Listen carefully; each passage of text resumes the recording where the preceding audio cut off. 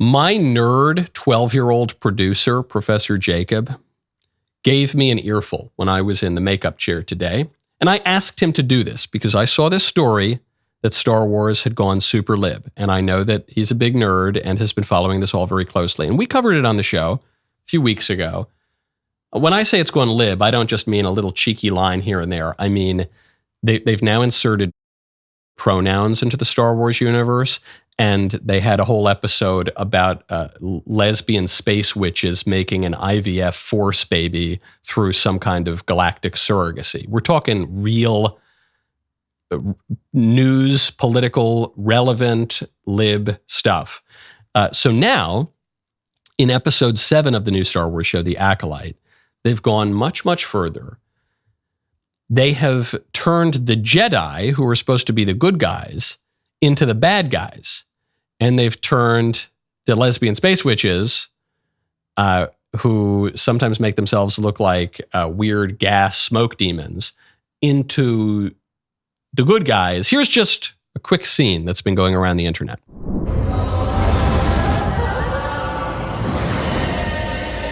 So for those of you who are just listening, the lesbian space witch turns herself into a black smoke demon thing. And then the Jedi, apparently there's an Asian Jedi now. The Jedi pulls out his lightsaber and stabs the smoke, but the smoke is apparently still sort of corporeal. And then the baby that was created without a father cries out, "Mom." It's what she wants. It's what she wants. She chose you. And then she falls down dead, and the kid's really upset. Mama! Mama!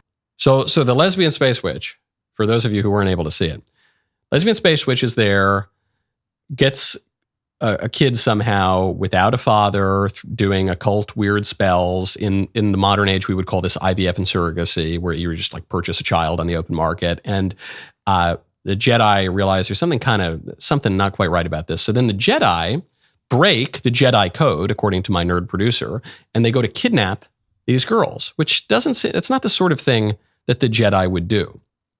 I guess a parallel in history is that Christians, want to, we have a great commission, we want to make disciples of all nations, but we don't do it at the point of a sword.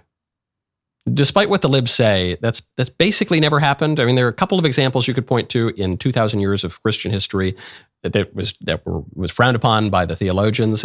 That's usually not how it happens. And certainly the Christians have, since the very beginning of the church, opposed, baptizing children by force, say. That's always been opposed by the church. And you might say, well, I don't know, that way you could baptize the kids and then they'll, have the opportunity for eternal life. But the church has always recognized the family as a good and natural institution, and so you wouldn't violate the parents' wishes. Apparently, the Jedi had a similar kind of code, and so this new show violates that. The Jedi are now kidnappers, I guess.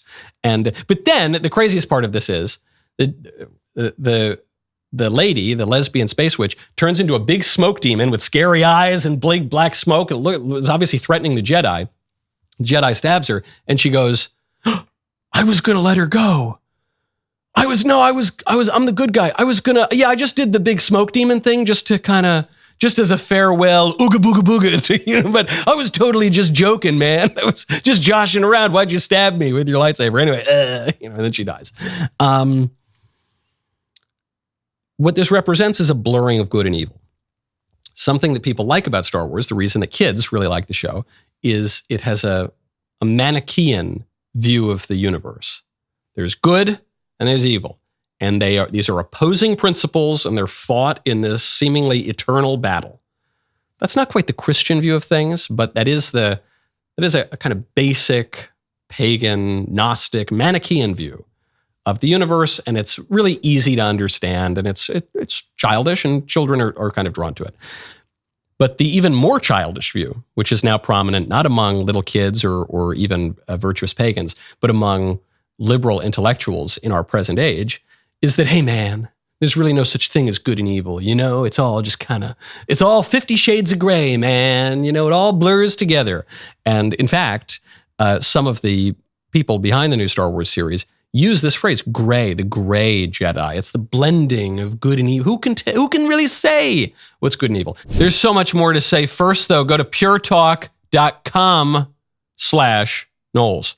You've heard me say for a long time that cell phone service with Pure Talk is half the cost of Verizon, AT&T, T-Mobile. Pure Talk can offer unlimited talk, unlimited text, plenty of data for just $20 a month. Just ask the thousands of my listeners who've already switched. They are loving America's most dependable 5G network. They love Pure Talk's U.S. customer service, their selection of premium phones, and the money that they're saving month to month, especially right now. The economy is in such bad shape. Inflation has so damaged Americans' budgets. What are you waiting for? On top of all that, you can support a company like Pure Talk that supports us, that's creating American jobs, that supports our veterans, and that believes in what we believe and has a proper vision for the country.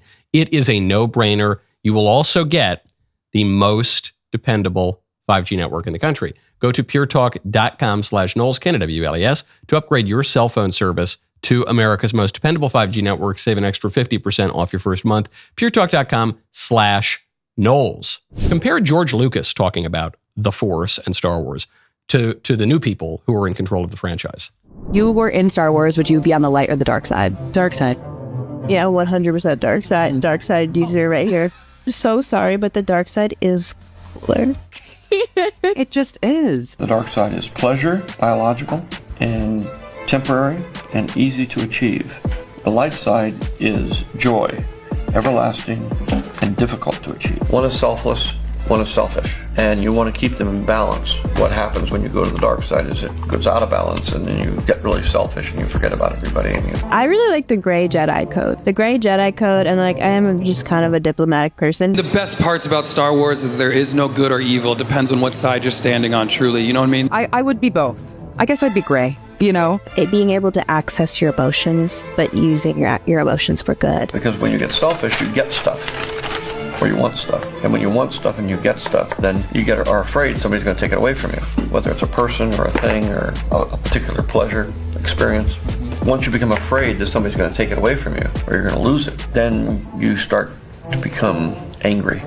Just like Mother Anastasia, I would be questioning the whole system of saying what is light and what is dark. I think definitely Jodie Turner-Smith would be like not existing inside of either side. I guess I'd be gray, you know, but my lightsaber would be red. Yeah, I'm sure all of these modern Star Wars people would be gray, or even some of them are honest. Oh, I'd be on the dark side. George Lucas giving a really elevated and distinction between the good and the bad, the light and the dark. He's saying, yeah, one is oriented toward the common good. One is in alignment with reason and justice. And one of them is self-focused. It's about self-interest. It's not really about reason. It's about the irrational will. And that's a really good description. It sheds a lot of light on the series. And then all of these modern people, they say, no, I'm kind of gray, man. There's no good and evil, man. And you ever notice how the people who deny the difference between good and evil tend to do a lot of evil? It's not usually the really meek, pious, sweet, charitable, humble people who are denying the difference between good and evil. It's always the ones who are doing a lot of evil. Kind of like a big cope to say, no, man, I'm not that evil. You know, what's good? What is good? You know, what is truth? So this is something that we've seen crop up in false religion for all of history. When one identifies divinity with just kind of everything, the pagans, pantheism, then you can't make a distinction between good and evil, because it's all just kind of in everything, man. You know, we all got a little bit. We have two wolves in our bodies, the good and the bad, and whichever one you feed is the one that has more dominance and whatever, blah, blah, blah. That's one view in pagan religion. Then there's another view. You see it especially in Islam, which is the view that, no, God, it's not that God is in everything. God actually has basically nothing to do with us. God is totally transcendent. There is no Christ in Islam. There is no sacrament, really. God is totally transcendent. We can't even communicate with him via reason. He is utterly transcendent.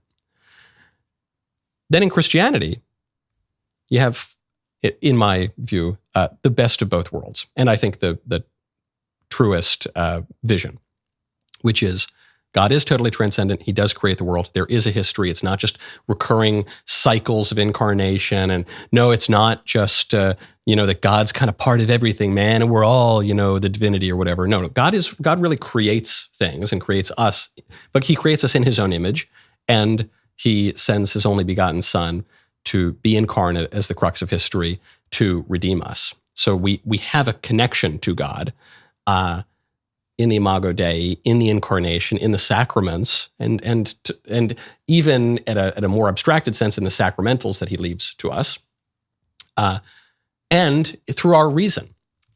The libs erase all of that. There's no reasoning. There's no clear moral distinction. The story doesn't make a lot of sense. Just like the new Star Wars story. That was a really good clip, I think we would all agree. And so you should subscribe to the Michael Knowles YouTube channel, and you get more of them. It's simple. It's basic stuff. See you next time.